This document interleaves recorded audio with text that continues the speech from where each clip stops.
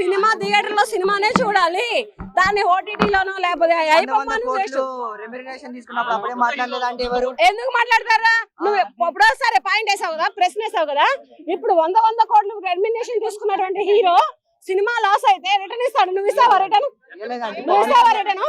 పవన్ కళ్యాణ్ ఎవరైనా ఇచ్చారు, చాలా మంది ఇచ్చారు. కృష్ణ ఇచ్చాడు, నాగేశ్వరరావు ఇచ్చాడు, రామారావు ఇచ్చాడు, ఇప్పుడు పవన్ కళ్యాణ్ ఇచ్చాడు, చిరంజీవి ఇచ్చాడు, మహేష్ బాబు ఇచ్చాడు, ప్రభాస్ ఇచ్చాడు. అందరూ ఇప్పుడే చదువుతున్నారా? ఇప్పుడే చదువుతున్నాం. ఇప్పుడున్న హీరోల గురించే చదువుతున్నా నేను. ప్రభాస్ ఇచ్చాడు, మహేష్ బాబు ఇచ్చాడు, అల్లు అర్జున్ ఇచ్చాడు, విజయ్ దేవరకొండ ఇచ్చాడు. ఏ సినిమా ఫ్లాప్ అయితే ఆ సినిమాకి ఇస్తారు. ఫ్లాప్ అయిన సినిమాకి ఇస్తారు. ఇవ్వకుండా ఇస్తారా రిటర్న్?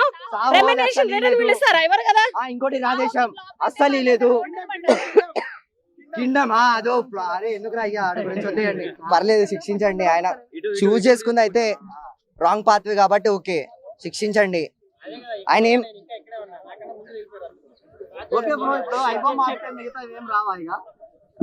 మూవీ రూల్స్ నడుస్తానే ఉంటది కదా అన్న, ఇంకేముంది. ఏం దొరికినోడిని పట్టుకున్నారు, దొరకనోడిని వదిలేస్తున్నారు, అంతే, ఇంకేముంది.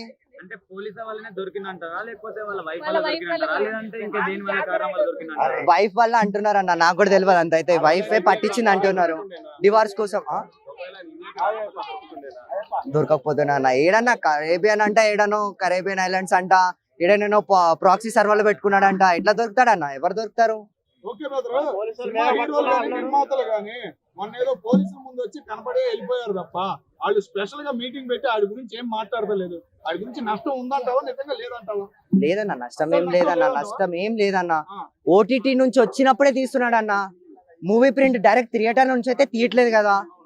మరి ఓటీటీ ఒక మిడిల్ క్లాస్ పర్సన్ అఫోర్డ్ చేయలేకపోతే దాంట్లో నుంచే తీసుకున్నాడు, కానీ ఏం డైరెక్ట్ థియేటర్ నుంచి తీసేయట్లేదు కదా.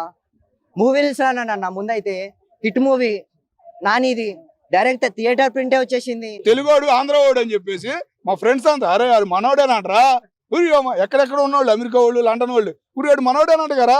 మొన్నటి దాకా ఏంటంటే ఏదో పాకిస్తాన్ వాడు ఎవడో అనుకున్నాడు. ఏంటంటే పాకిస్తాన్ లో సినిమాలే తీరు, అంతకుముందు సీడీలు అన్నీ వెళ్ళాయి స్మగ్లింగ్. ఇప్పుడు ఈ ఐబూమ్ వల్ల ఆడు అసలు సీడీలే కొంటలేదు.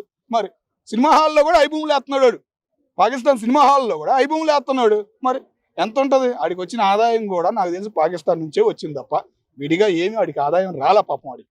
అది ఇంకా ఓకే. అయితే ఇప్పుడు శివాజీ గారు కొన్ని కామెంట్స్ చేశారు కదా, ఇలాంటి వాడిని వాడుకోవాలని. కరెక్టే అన్న, పోలీసులు కూడా మంచిగానే లాగుతున్నారు, వాడి దగ్గర నుంచి లాజిక్ అనేది లాగుతున్నారు. కోర్టు కూడా స్పందించింది, 5 రోజులు కస్టడీకి ఇచ్చింది. మన హైదరాబాద్ డిఎస్పీ గారికి, హైదరాబాద్ పోలీసులకి చాలా మంచి పేరు రాబోతుంది. అతని దగ్గర నుంచి చాలా డేటా అంతా లాగుతారు. ఏంటంటే ఒక మెయిల్, ఒక ఫోన్ నెంబర్ ఉంటే ఓ మనిషి జీవితం అవుట్ అనే ఫీలింగ్ కలిగిందన్న. ఆ డేటా మొత్తం తీస్తారు. ఒక సినిమాకే కాదు ఇది దెబ్బ, మిగతా వాటి మీద దెబ్బ ఉంది కాబట్టి పోలీసులు ఇంట్రెస్ట్ చూపుతున్నారు, వాటిని బయటికి తీస్తున్నారు. సినిమా వాళ్ళకి ఎటువంటి ఇబ్బంది లేదని అర్థమవుతుంది. మనం బాధపడతాం తప్ప సినిమా వాళ్ళు ఎవరు మాట్లాడతలా, అరే బాబు నాకు ఇంత లాస్ అవుతుందిరా బాబు అని ఎవడూ చెప్పట్లేదు కదా.